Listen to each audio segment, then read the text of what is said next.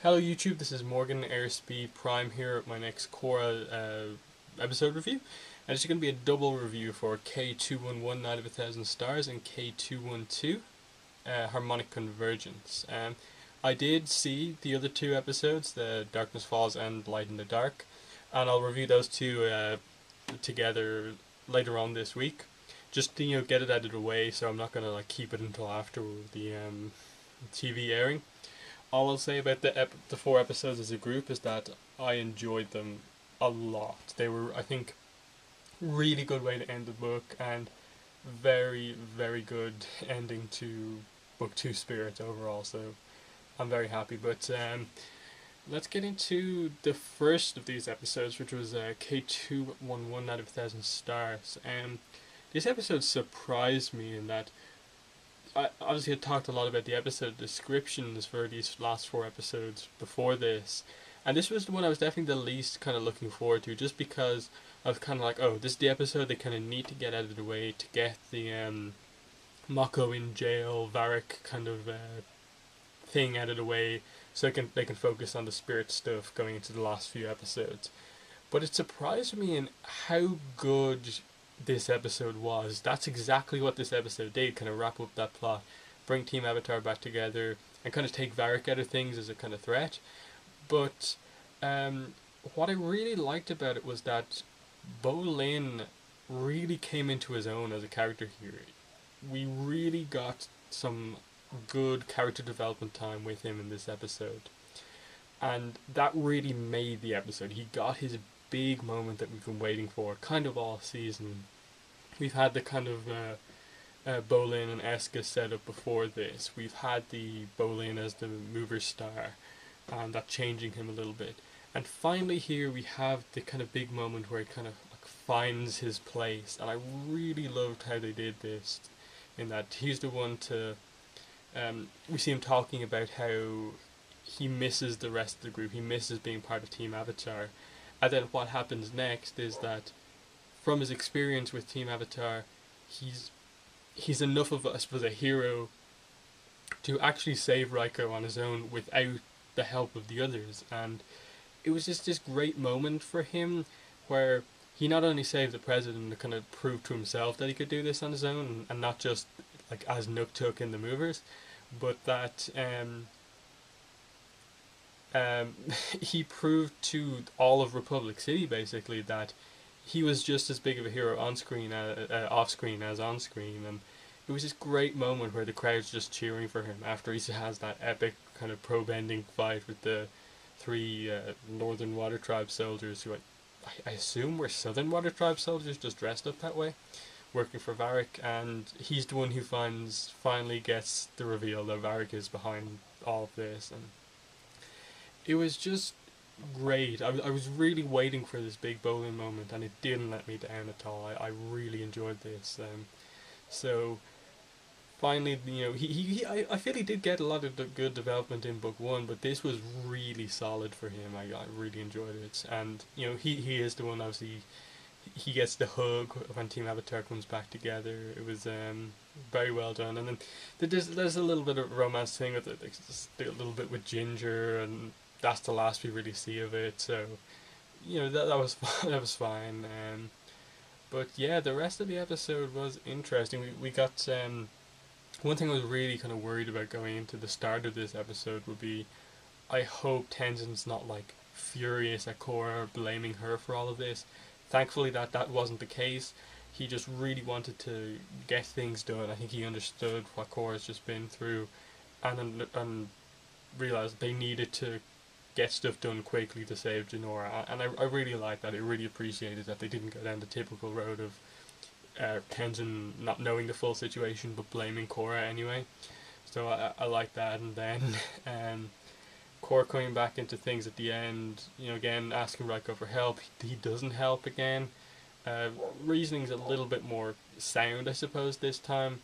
But again, I suppose it's him not fully believing the whole spiritual stuff. And obviously Team Avatar coming back together, and then when Mako comes out of jail, they start up the shipping thing again with Korra has her memories back, except memories of the fight where she broke up with Mako.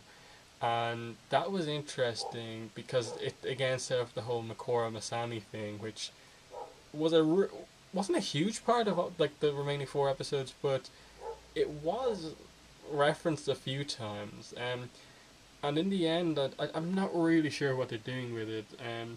I assume they have some long planned out throughout the four books where eventually we'll get what the end game couples are, but it was kind of not needed that much stuff going on, but it wasn't too bad.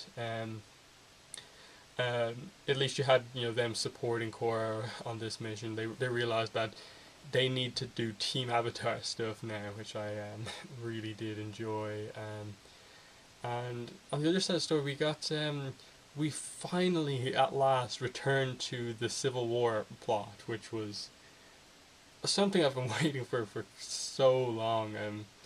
It's just been ages. Like I think like episode 4 or 5, like Tonrock sent Korra out to Republic City, and only now in like episode 11 do we actually come back and see this is what's happening with the war. They're finally ready to make their strike and take back the place, and they do until Unalaq comes in and really epic just Tonrock and Unalaq fight.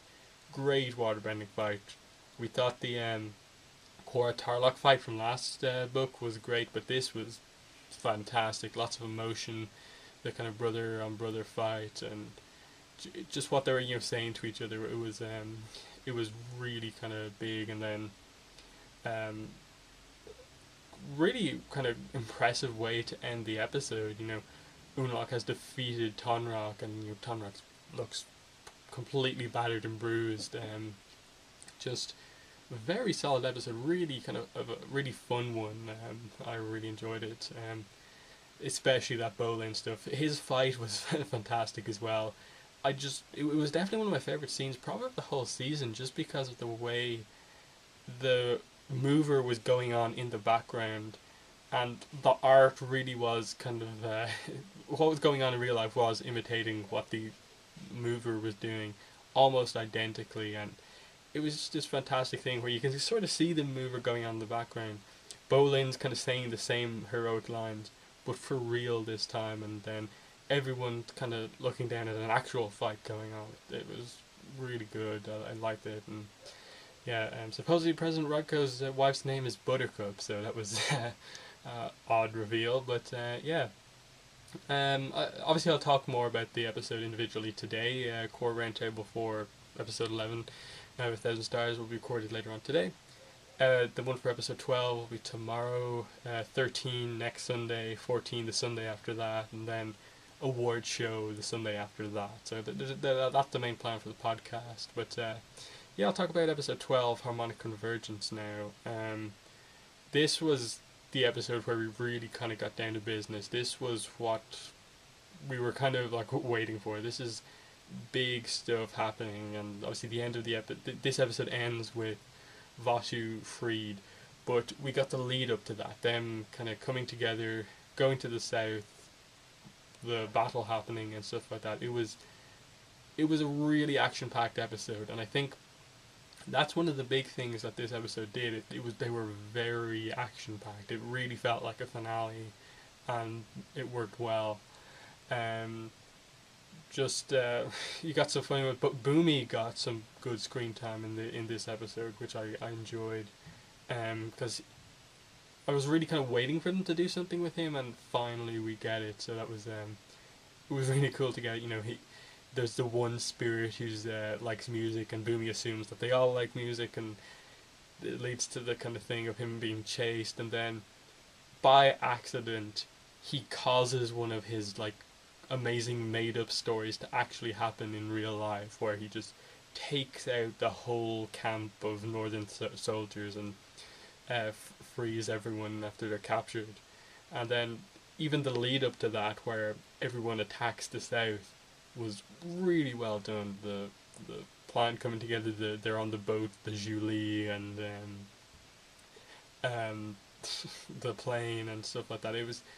it was just super action packed, super intense, and I really did love the episode. Uh, I'm so overloaded with like 4 episodes we got yesterday that I'm kind of struggling to remember what was part of what episode. But yeah, we actually go through the spirit portal and see what's happening, and I like this. You know, they a lot of them went through. You know, Boomy, Kaya, and Tenzin go off in search of Janora, and Korra, Mako, and Bolin are left to fight Unalaq, and it was just a really big moment where you really felt like this was a team effort. Korra goes to try and close the southern portal, while Bolin and Mako fend off Unalaq, and again some really nice bending action in the spirit world, and then Harmonic Convergence comes. Vatu's free. You know, as I said, what a perfect way to set up the final 2 episodes. Vatu is free, and we know how kind of powerful he was in the fight against Juan, and we're just wondering what's going to happen here. Especially when we had the whole Unalaq set up throughout this episode. When they're captured, he comes in and basically tells them the plan that he's going to become a dark avatar. He's going to refuse with Vatu and become the kind of anti-avatar sort of thing. So, interesting idea. I felt I needed a little bit more motivation for him though.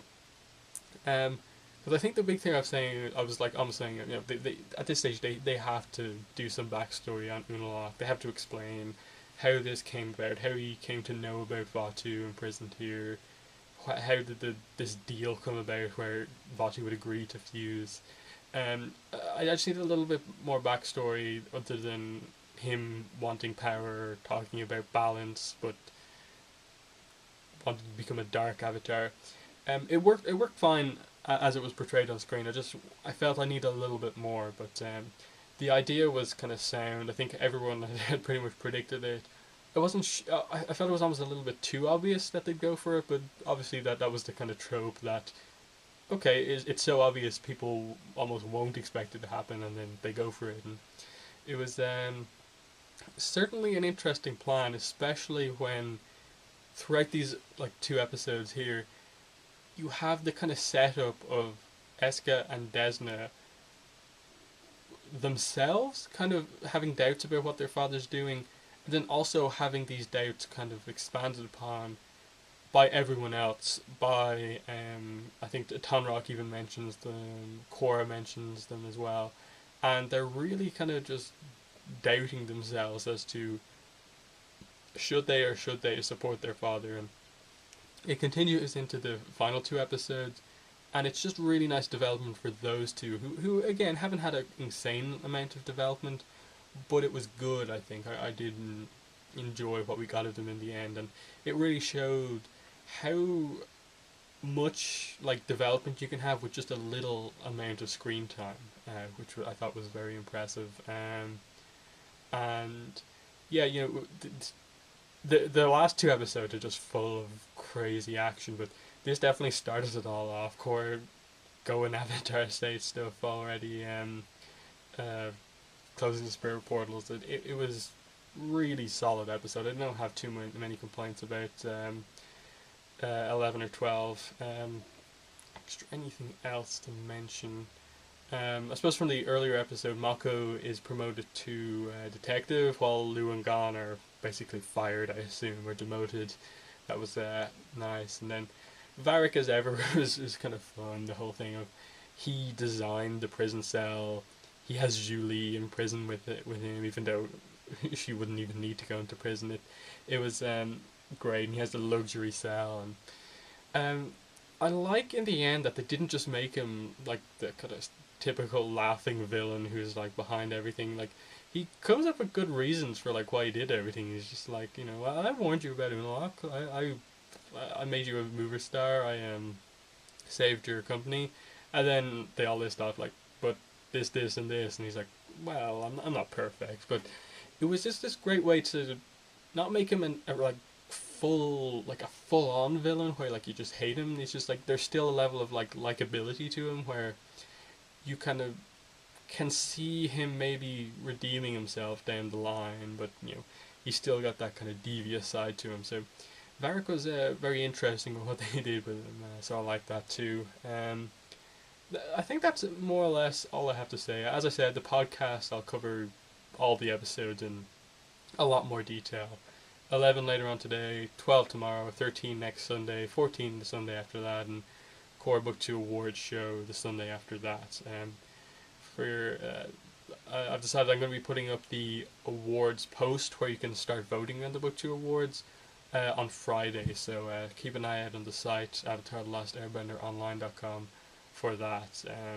And I'll get my video review for 13 and 14 up probably sometime in the middle of this week. I'll try my best to get the Turtles episode review for the new episode up tomorrow. And I'll also have a new video series that I'll be doing, which I'll probably talk about sometime next week as well. So a lot of stuff I have planned coming up at the end of Korra Book 2 with the site, podcast, and my channel and some other stuff. So keep an eye out for that. But thanks for watching these reviews, and bye.